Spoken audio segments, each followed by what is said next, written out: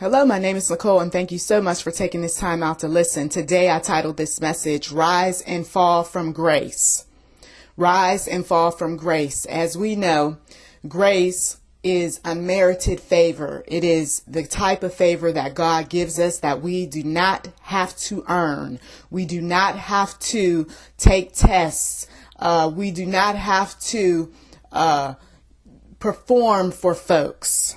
We don't have to get in front of the Lord and say, look, this is what I did and this is what I did. No, we didn't deserve anything but God's grace. God's grace. But there is a rise that takes place. There's a rise that takes place when we connect with Him spiritually. We're not talking about mental and physical related types of things. We're talking about spiritually. There's a rise. This rise is an uplift. You feel content. You feel happy. You feel like you know what you're supposed to be doing. You finally got your life back on track. You see the future. It looks bright. But then, come on, there's a fall that takes place though, because some things we didn't let go of. Some things we think we can handle in our own strength. Some things we think that God got our back when in fact He doesn't, because He didn't approve what we're about to do or what we are doing right now.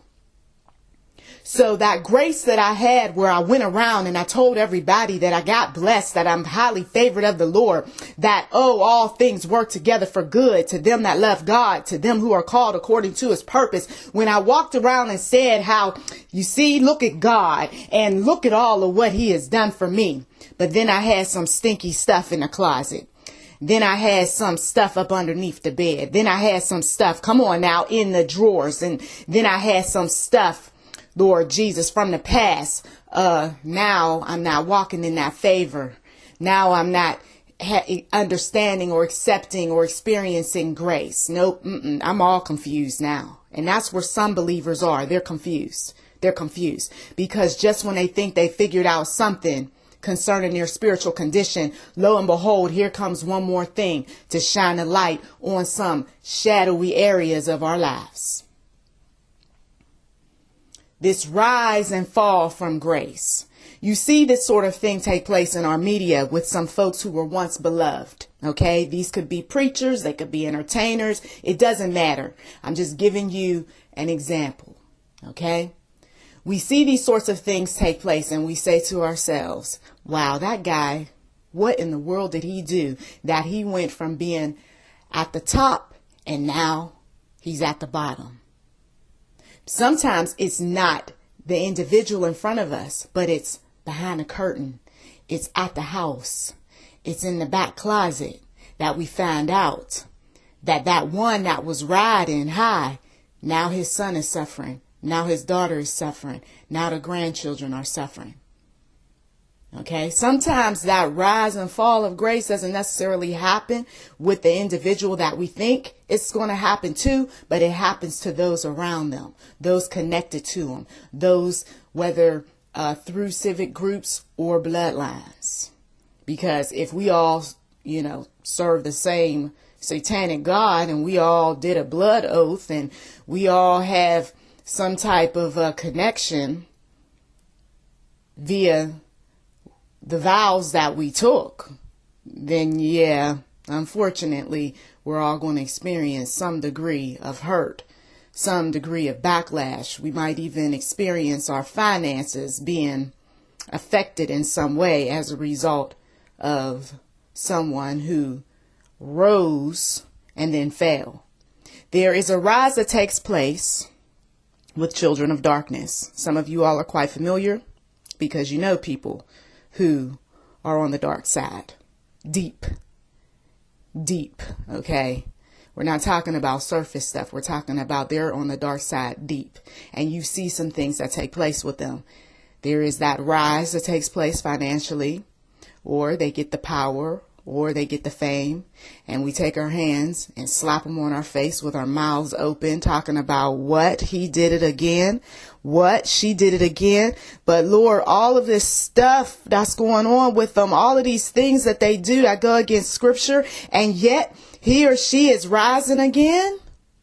And the Lord, he tells us, don't be concerned about that sort of thing, because he or she is going to fall again. That's why the old school, those that are very wise, can sit back and they just shake their head, because they know what's about to happen. That young guy or young girl dancing around talking about, yes, yes, yes, I got it. See, I told you there's no God. Yeah, woo, woo. Yeah, I told you. See, it's about me, Mom. It's about me, Dad. I told you. You're sitting up there praying. All I had to do was go out there, talk to the right folks, get the right money at the right time. Yes, some more. See, I told you there was something to Satan. Oh, whoa, wait a minute now. Wait a minute. Some folks will go that deep. They'll even expose who they serve. Now, they may not use Satan. They may use some other God. Okay? But we know that something is funky in the atmosphere. You don't argue with people like that. You don't sit up there and say, oh, you don't come at me like that talking about my God. I mean, who do you think you are? No, you be like that old wise person. You just sit back. You fold your arms and you just shake your head. Why are you doing that? Why are you doing that? I told you some good things were happening. See, you don't even believe in me. And you just shake your head. Because right around the corner, somebody's going to be collecting. They're going to be collecting on that fame. They're going to be collecting on that power they gave that person. They're going to be collecting. They're going to be collecting on that money, that material wealth, and everything else. We don't argue with fools. We don't argue with fools who sit up there and talk about everything that's wrong with everybody else and why they're rising and everybody else is falling. Because sooner or later their time comes.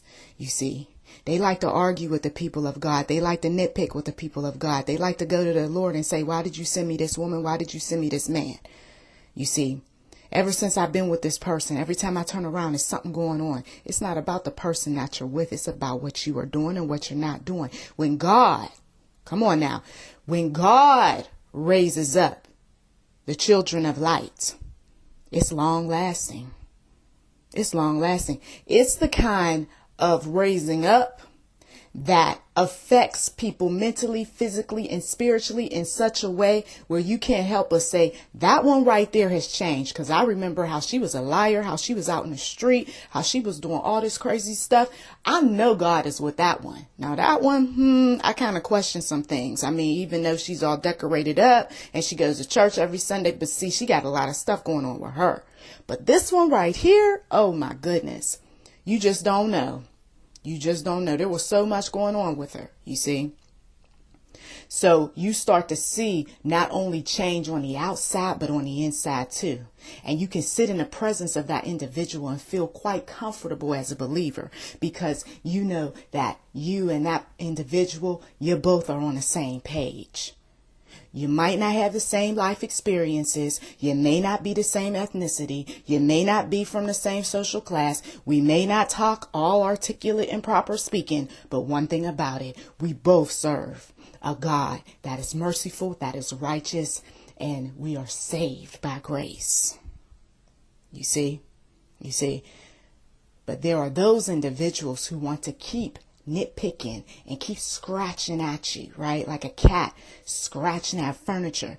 And what happens when they do that? Slowly but surely they're destroying, right? The fabric. That cat is destroying what's in front of them.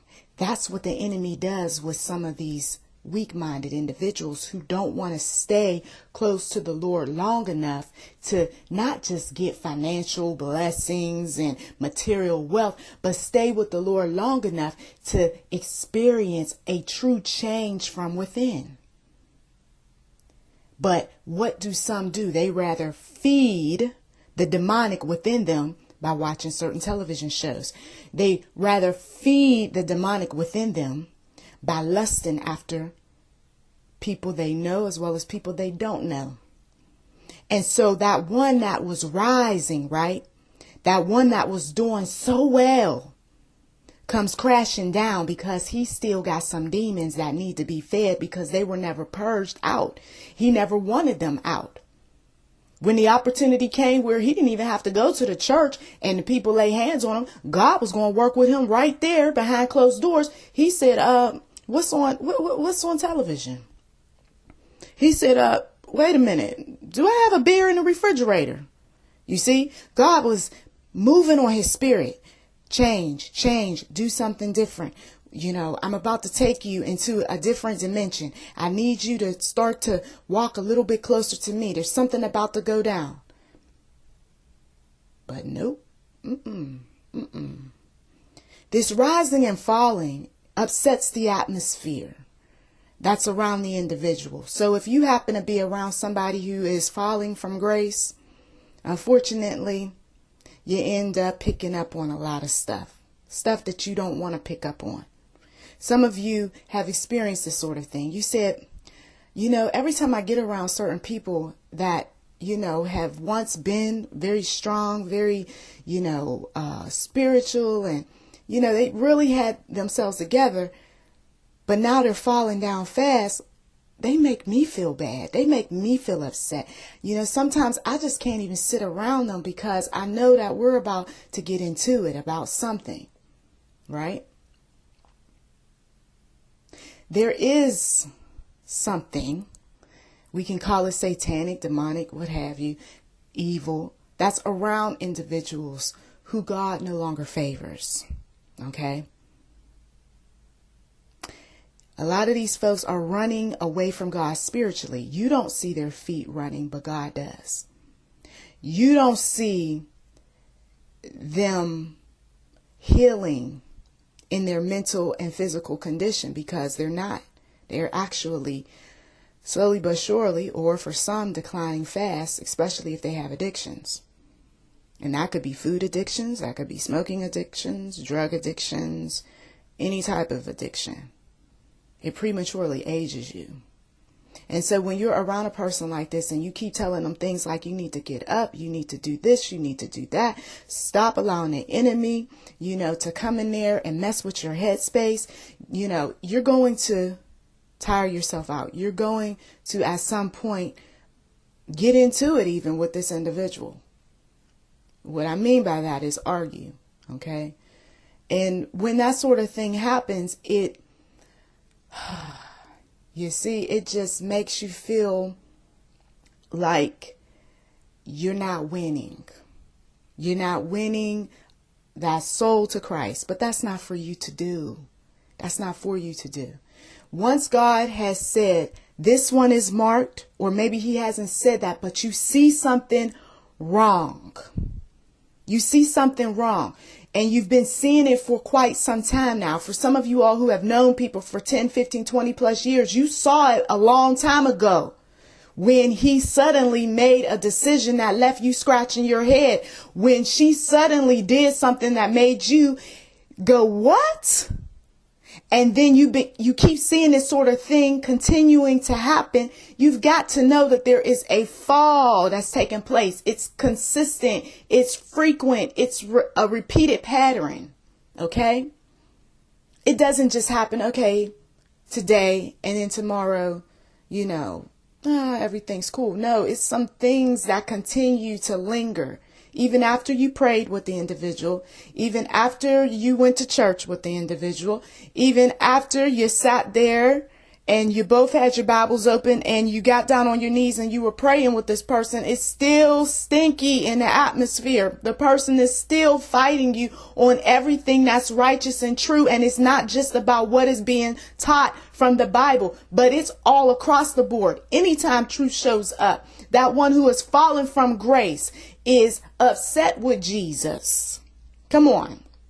For whatever reason, they've got this monkey on their back concerning Jesus and the people of God. And God was supposed to do this and God was supposed to do that. And you told me, Lord, through the prophet or prophetess that this was going to happen and that was going to happen. And you know what? It never did happen. And I trusted you for my marriage and I trusted you for my child and I trusted you for all these things. And then you turned around and you didn't do any of it. So you know what? This is my payback, Lord. I'm not going to walk with you anymore. I'm not going to read your word anymore. I'm not going to church anymore. I'm not doing anything that has anything to do with you.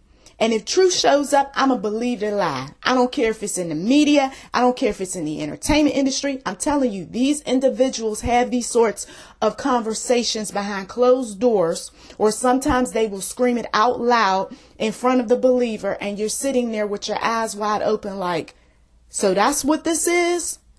That's what this is. This is an issue between you and God. And so we all got to fall as a result because you didn't get what you wanted when you wanted it. You're going through some suffering. Some of you all, not all. Some suffering that was unexpected. Others, they knew the suffering was coming. They knew that the grace was running out for them. They knew this because they knew what they were into. The believer doesn't understand that sort of thing because the believer a lot of times isn't focused on unbelief, negativity, pessimistic people, stuff like that. They're too busy focused on what's good, what's righteous, what's honest, what's true. And that's fine. But if you are that individual that is around a person that is sinking fast, you may be empathetic to their situation, or you are just tired of all of it and you are slowly but surely distancing yourself away from this person because they're showing a repeated pattern of being rebellious toward the Lord. Okay? A repeated pattern of not having a ripe relationship with the Lord. So the fruit continues to spoil. Things are starting to stink around you. And now you're looking for a way out. And I don't blame you. I don't blame you. I have a blog that's dedicated to people who are laboring to love abusive mates. And we're not just talking about people getting hit upside the head and being punched and shoved and spit on and all that. We're talking about people who are called names. We're talking about people who are going through all sorts of mental stuff on the inside, and then they're lashing out on their loved ones in the household. So this is covering abuse in various forms. Mental abuse, spiritual abuse. We're going around the wheel. And that's that power and control wheel on that particular blog. So please do check it out.